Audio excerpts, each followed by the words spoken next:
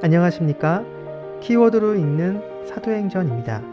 사도행전과 관련된 핵심 단어들을 통해 사도행전의 중심 주제들과 내용을 살펴보도록 하겠습니다. 첫 번째 단어는 바로 누가입니다. 전통적으로 교회는 누가가 누가복음과 사도행전의 저자라고 이해해 왔습니다. 누가는 바울이 2차 선교 사역 중 마게도냐 지역으로 들어가는 시점에 처음 등장합니다. 그 후 누가는 바울이 예루살렘으로 올라갈 때부터 로마로 후송될 때까지 그와 함께 했습니다. 그는 바울이 가이사랴에서 2년간 구류 상태에 있을 때 예수님과 제자들, 초대교회에 대한 많은 정보를 수집했을 가능성이 높습니다.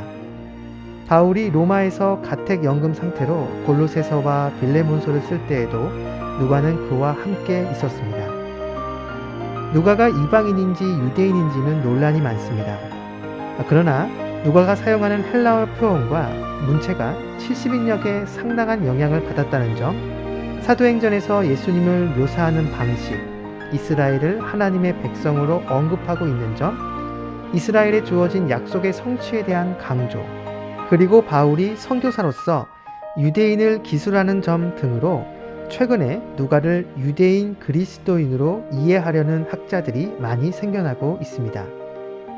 만약 누가가 이방인으로 태어났다면 유대교로 전향한 유대교 회심자였거나 소위 하나님을 경외하는 자, 즉 지역 회당과 깊은 관계를 맺고 있던 이방인 무리에 속했을 것입니다. 성경은 누가가 의사였다고 말합니다. 당시 의사는 지역마다 차이가 있고 환자가 누구인가에 따라 사회적 지위가 달랐기에 그의 사회적 배경에 대해 많은 것을 알 수 없습니다. 하지만 신약학자인 위더링턴의 말대로 누가 본인이 부유하지 않았어도 부유한 후원자가 있었거나 아니면 여행을 하거나 그가 쓴 책을 저술할 만큼의 교육을 받았을 수 있는 나름대로 충분한 재산이 있었다. 그렇게 누가의 사회적 신분은 적어도 당시 많은 그리스도인과 비교해서 상대적으로 높았던 것이 분명합니다. 두 번째 키워드는 다양한 수신자입니다.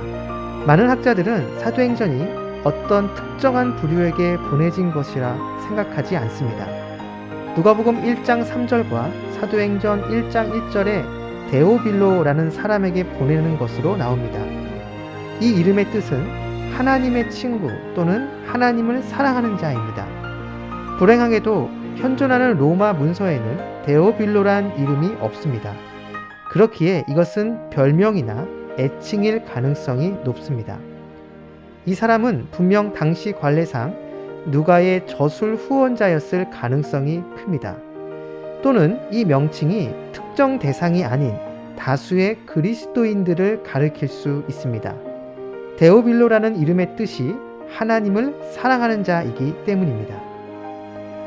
다양한 수신자를 추측해 볼 수 있는 또 다른 이유는 감람산이 예루살렘 인근에 있다는 구절에서 보듯 누가는 독자들이 유대의 지리를 잘 모르고 있다고 생각하고 설명하는 내용이나 반대로 오순절, 안식일 여행, 부정, 유월절과 같은 유대교 제도에 대해 아무런 설명을 하지 않는 부분에서 독자 중 이러한 정보에 익숙한 사람이 있었다는 것을 알 수 있습니다.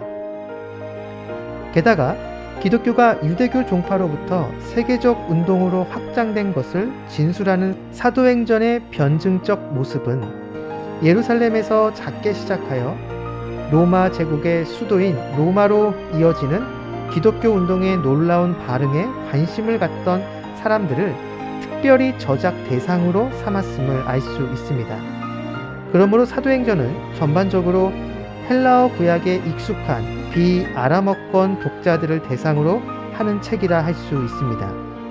여기에는 이방인 그리스도인들이 포함되었을 것이며 팔레스타인 밖에 거주하던 디아스포라 유대인이나 유대 그리스도인도 제외되지 않았을 것입니다. 그렇게 본다면 사도행전은 적어도 다양한 독자들을 대상으로 쓰여진 책이라 볼 수 있습니다. 세 번째 키워드는 성령, 말씀 성장과 교회 성장입니다. 성령을 제쳐두고 사도행전을 말하는 것은 불가능합니다. 사도행전이 성령 행전이라고 불리는 이유는 성령이 58회나 언급될 뿐만 아니라 성령께서 차지하시는 역할이 중대하기 때문입니다. 성령은 모든 신자들에게 주어진 구원의 선물입니다. 또 성령은 복음 증거를 위해 필요한 능력과 담대함을 증인들에게 주십니다. 또 사도행전에서 성령은 주의 영 또는 예수의 영으로 불립니다. 이것은 이 땅에서 교회와 함께하는 성령의 모든 역사는 곧 하늘에 계신 예수님의 역사임을 보여줍니다. 오순절날 교회에 임한 성령께서는 교회의 총관리자이자 감독이시며 동시에 성교의 총사령관입니다. 교회는 성령의 주도권적인 지도에 따라 말씀의 가르침, 성도의 교제, 떡을 땜, 그리고 선교 활동을 수행해야 합니다. 또한 사도행전은 말씀의 확장을 보여주는 책이라고 해도 과언이 아닙니다. 누가는 하나님의 말씀과 관련해서 잘 쓰는 동사가 있는데 그것은 성장하다입니다. 이 동사는 사도행전 앞에 있는 누가복음에서 겨자씨의 성장에 쓰였습니다. 누가는 사도행전에서 말씀의 놀라운 성장을 기록할 때 겨자씨 비유를 염두에 두었을 가능성이 큽니다. 말씀 성장은 곧 교회 성장의 동력입니다. 누가는 말씀의 성장과 신자들의 수적인 증가를 의도적으로 병행해 총 5차례에 걸쳐 기록합니다. 이것은 말씀 성장과 교회의 성장 및 성숙이 밀접하게 관련되어 있음을 보여줍니다. 말씀의 성장은 전적으로 말씀을 힘써 증거한 결과이며 이는 한편으로 신자들을 성숙시켰고 다른 한편으로 제자의 수가 증가했음을 보여줍니다. 이러한 사실은 믿는 자가 증거하고 교회가 성숙하려면 하나님의 말씀을 가르치는 일에 전념해야 함을 보여줍니다. 사도행전의 구조는 다음 몇 가지 형태로 나눌 수 있는데요. 먼저 사도행전 1장 8절을 근거해서 세 부분으로 나눌 수 있습니다. 1장부터 7장 예루살렘에서 확장되는 복음, 8장부터 9장 유대와 사마리아로 확장되는 복음, 10장부터 28장 땅끝 로마로 가는 복음. 또한 사도행전은 인물과 교회를 중심으로 나눌 수 있는데요. 1장부터 12장까지는 사도들, 특히 베드로와 예루살렘 교회의 복음 사역, 13장부터 28장까지는 바울과 안디옥 교회의 복음 사역. 그런데 좀 더 세부적으로 구분해 본다면 다음과 같이 나눠볼 수 있습니다. 1장부터 7장은 예루살렘에서 확장되는 복음, 8장부터 9장은 유대와 사마리아로 확장되는 복음, 10장부터 12장은 이방 선교를 위해 놀랍게 간섭하시는 하나님, 13장부터 20장까지는 소아시아와 유럽에 이루어진 바울의 1차, 2차, 3차 선교 사역, 21장부터 28장까지는 예루살렘에서 로마에 이르는 바울의 여정. 사도행전을 여러 모습으로 나눌 수 있지만 분명한 것은 사도행전은 예수 그리스도의 복음이 유대에서 이방 민족으로 전해지고 있음을 보여주고 있습니다. 하나님의 이 역사는 지금도 진행 중입니다. 그리고 초대교회와 기독교 2000년 역사 속에서 존재했던 수많은 신앙의 위인들의 바통을 이어받은 우리 역시 이 사명을 감당해야 합니다.